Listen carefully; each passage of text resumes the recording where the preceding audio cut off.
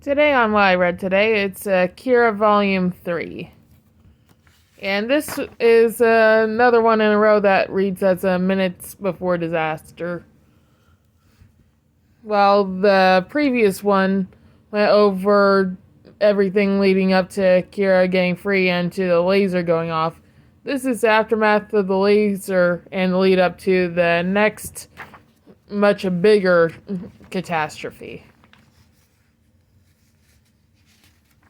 As throughout this entire volume, Akira is essentially sleepwalking. He's not fully awake.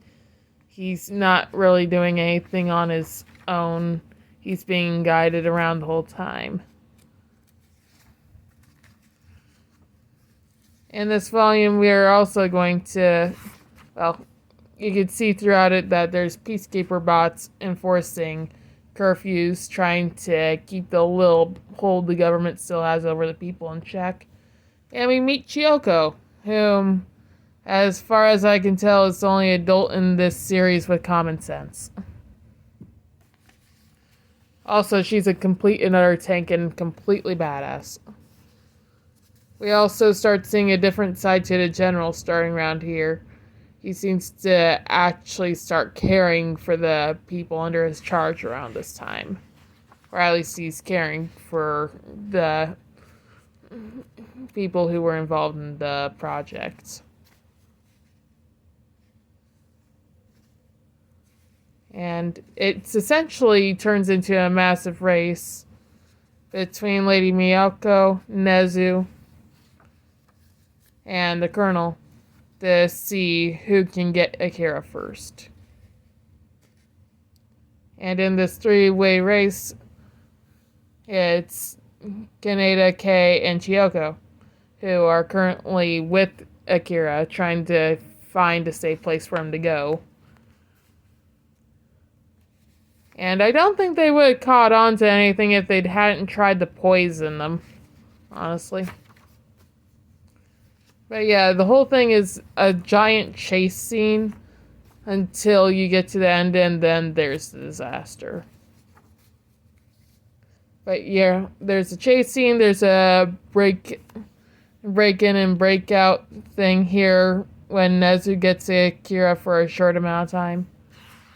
And it just develops into complete and utter chaos as there's multiple sides trying to go after one goal and nobody knows what anyone else wants.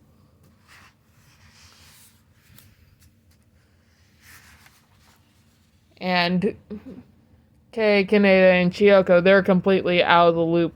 As far as they know, Akira's almost a normal kid, but not quite. They don't fully know what Akira is. They don't know the history, but everyone around them does. So it's blind leading to sleeping, trying to avoid predators the whole time.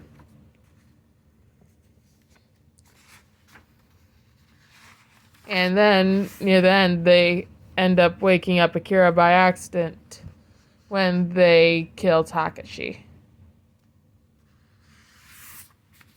And that leads to a massive disaster. Turns into one long, epic scene of everything going to hell.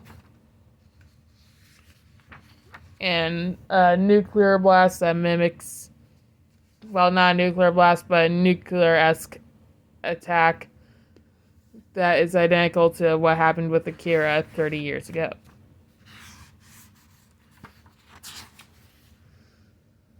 And I'll say this series is good at two big things.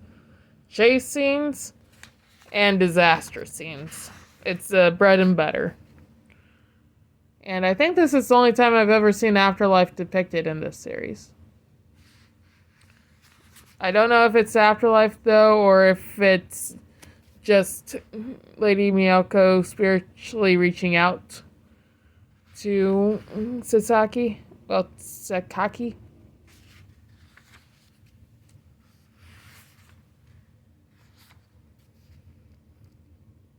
Then Kaneda ends up in, I'm gonna call it limbo. he comes back, but it's weird. He doesn't die, but he's not there. Honestly, it pulls into question whether or not any of the people whose bodies have not been found are dead. Or they're in limbo of sorts. But obviously a lot of people die in this. I like how they're not afraid to stretch it out. In other series, they pull these big disasters. They show the full scale for all of 2 pages. Here, they will stretch it out. They will make it seem as big as the event actually is. They will make sure it's a landmark point in the series. And then we ended off with the reveal that Tetsuo's alive. I have no idea where he got his cybernetic arm. I assume his telekinesis could just make one. But here's the cliffhanger that we leave off on. And it's when we know things are really gonna go to hell. Overall, I liked this volume a lot. It had a lot of condensed plot into a very somewhat short amount of time. And this is the last of the volumes that are only about 300 pages. From here on out, they're all 400 pages, so it was a lot faster to read this one.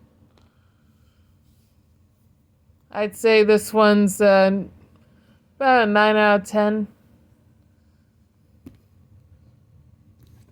It's like, I didn't like it as much as I liked the one before it, but it was still really good, and it introduced Chiyoko, who's becoming one of my favorite characters.